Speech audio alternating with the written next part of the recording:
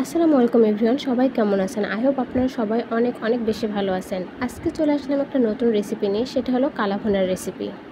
আজকের কালাভুনাটা রাঁধুনি রেডিমিক্স মশলা দিয়ে রান্না করব। খুব সহজ এবং সিম্পল একটা রেসিপি। তো রান্না করার জন্য এখানে মাংসটা খুব ভালোভাবে ধুয়ে নিতে হবে। এখানে আমি 1 কেজির মতো মাংস নিয়েছি। মাংসটা ভালোভাবে ধোয়া হয়ে গেলে একটা ঝাকনাতে এটা রাখতে হবে পানি শুকানোর জন্য।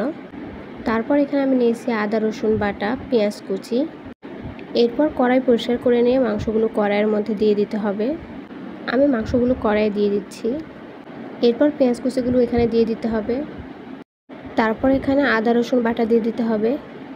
তারপর এই যে রাঁধুনি রেডিমিক্স মশলা, এর মধ্যে টোটাল 2টা প্যাকেট থাকে, একটা বড় এবং একটা ছোট। বড়টাতে কালাভুনার মশলা দেওয়া আছে এবং ছোটোটাতে এমনি অন্য একটা মশলা দেওয়া আছে। এখানে 2 কেজির পরিমাণ মশলা দেওয়া আছে। আমার যেহেতু 1 কেজি মাংস, তাই আমি এর অর্ধেকটা পরিমাণ এখানে দিয়ে দিব। তারপর পরিমাণ মতো লবণ দিয়ে দিতে হবে। তারপর মেইন উপকরণ, সেটা হলো টমেটো সস। টমেটো সস এখানে 2 টেবিল চামচের মতো দিয়ে দিতে হবে। তারপর পরিমাণ মতো সরিষার তেল দিয়ে দিতে হবে। কালাভুনা মূলত সরিষার তেল দিয়ে রান্না হয়, চেষ্টা করবেন তেলটা একটু বেশি দিতে। তারপর সবগুলো একদম ভালোভাবে মাখিয়ে নিতে হবে। মাখানো হয়ে গেলে এখানে পরিমাণ মতো একটু পানি দিয়ে ফুটাতে হবে। এই যে ঠিক এরকম পরিমাণে পানি দিতে হবে। তারপর এটা ফুটতে শুরু করলে একটু পরপর এটাকে নেড়ে দিতে হবে। চেষ্টা করবেন একটু পরপর এটা নেড়ে দিতে, না হলে নিচ দিকে লেগে যাবে। এই যে এভাবে একটু পরপর নেড়ে দিতে হবে।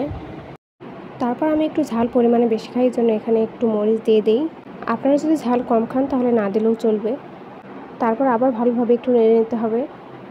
মাংস কষানোর সময় এখানে যে ছোট প্যাকেটটা ছিল সেটা দিয়ে দিতে হবে, এটাও অর্ধেক পরিমাণে দিতে হবে। তারপরে যে দেখুন আস্তে আস্তে কালার চলে আসতেছে। আমি এখানে দ্বিতীয়বার আবার সেই পরিমাণে একটু পানি দিব। দ্বিতীয়বারে পানিটা শুকিয়ে একদম এরকম ভুনার মতো হয়ে যাবে। তারপর এখানে পেঁয়াজ রসুন এবং মরিচ দিয়ে বেরেস্তা তৈরি করে নিতে হবে। তারপর বেরেস্তাটা ওটার মধ্যে দিয়ে ভালোভাবে মিক্স করে নিতে হবে। এই যে কালাভুনা একদম রেডি হয়ে গেছে। ভিডিওটি ভালো লাগলে অবশ্যই একটা লাইক দিয়ে যাবেন এবং চ্যানেলটি সাবস্ক্রাইব করে যাবেন। আজকের ভিডিও এই পর্যন্তই। আল্লাহ হাফেজ।